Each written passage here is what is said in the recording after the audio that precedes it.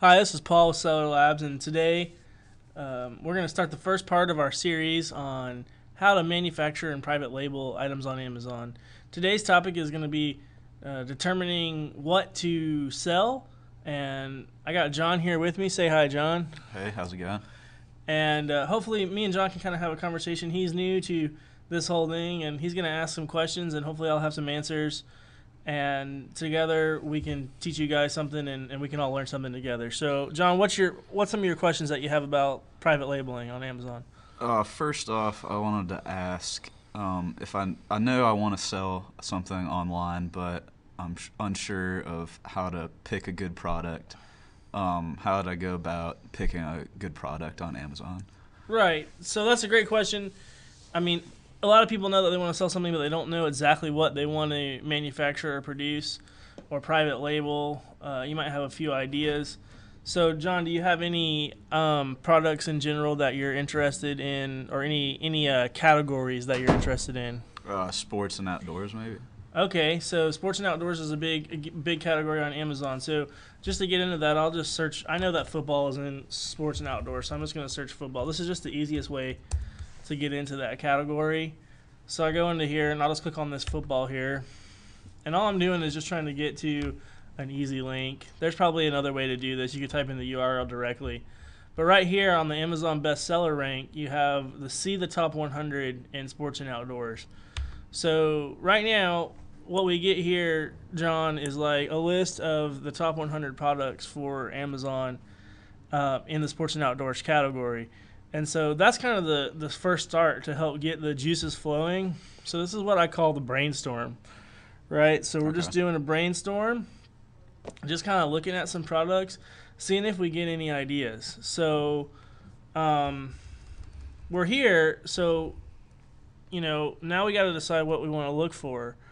So, I mean, what do you think would be, what kind of products do you think would be good to look for? Like, just on instinct, do you think that you could manufacture this Green Bay Packers sweatshirt, like make a derivative of that and make money? Probably not. Probably got a patent on it. Right, like a patent or a trademark, right? So we're not going to make money on that. So what I have is some guidelines that I like to follow, and a lot of it's just common sense. Like, don't try to manufacture things that are trademarked or patented, right? So, right here, the Sean T's workout DVD, you can't copy this guy, right? You could go spend millions of dollars and generate your own content and make your own DVDs, and that's great if you have the budget, but you're not going to be able to produce that same thing. And it's the same way with this Green Bay Packers. Now, here we got a water filter and a water bottle. Well, those are kind of interesting right there in the top 3 and 4 spots. We could probably make some type of water filter or even a water bottle, and those might be good. So let's continue down the list and just see what other items are in the top 20 spots, and then we'll even go down even more. So we got a bunch of workout things. Obviously, everyone's into getting in shape. One of the things that I like to do is you can look and see whether something's trending down. So this is like going down in rank, and then the ones that are green are going up in rank. So you can kind of understand, like, some of this stuff may be seasonal. Like, a lot of people are still doing New Year's resolutions, so they're buying workout things, trying to get in shape. So they might not be selling as well in a year from now or in 6 months, I mean. So that's kind of some things. So, but you got a bunch of different items here. And, I mean, here's some sleds, right? So sleds are not going to be an annual item, but it gives you an idea, and it kind of gets the juices flowing on what to buy. So do you have any other questions? What would the optimal price range be for?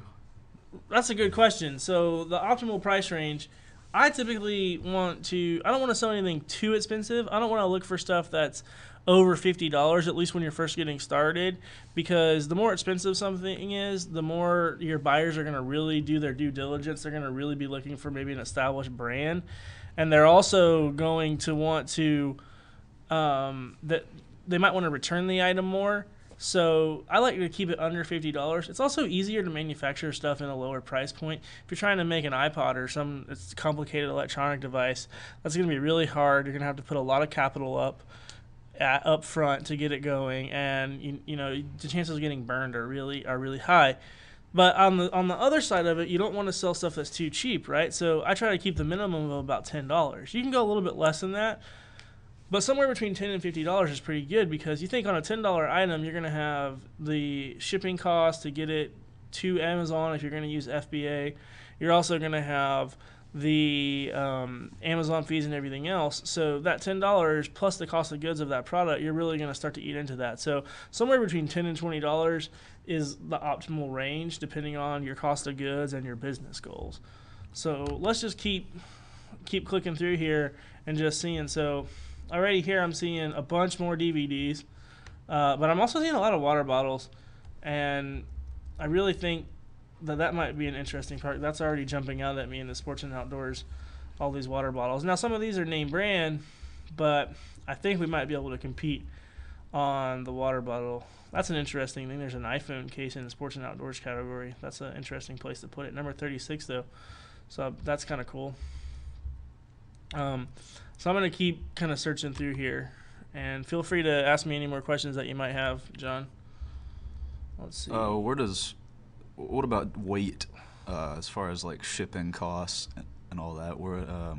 Does that mean you want a lighter product than a heavier one? Or? Yeah, I mean, I would say that having a light product is definitely going to be best.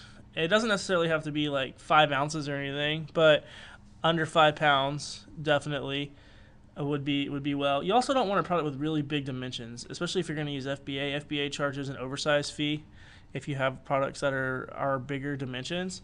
So trying to keep your products kind of light and small. Like Bowflex weights, yeah, probably not going to be selling those.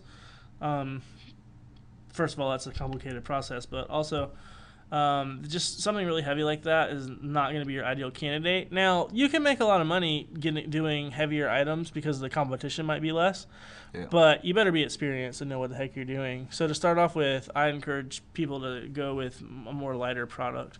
So that's a great question. Thanks for that question. Let's see. Once again, here we go, another water bottle. So I'm really starting to get intrigued by water bottles in this category, at least within the top 100 slots. Now, Amazon gives you the top 100 slots really openly.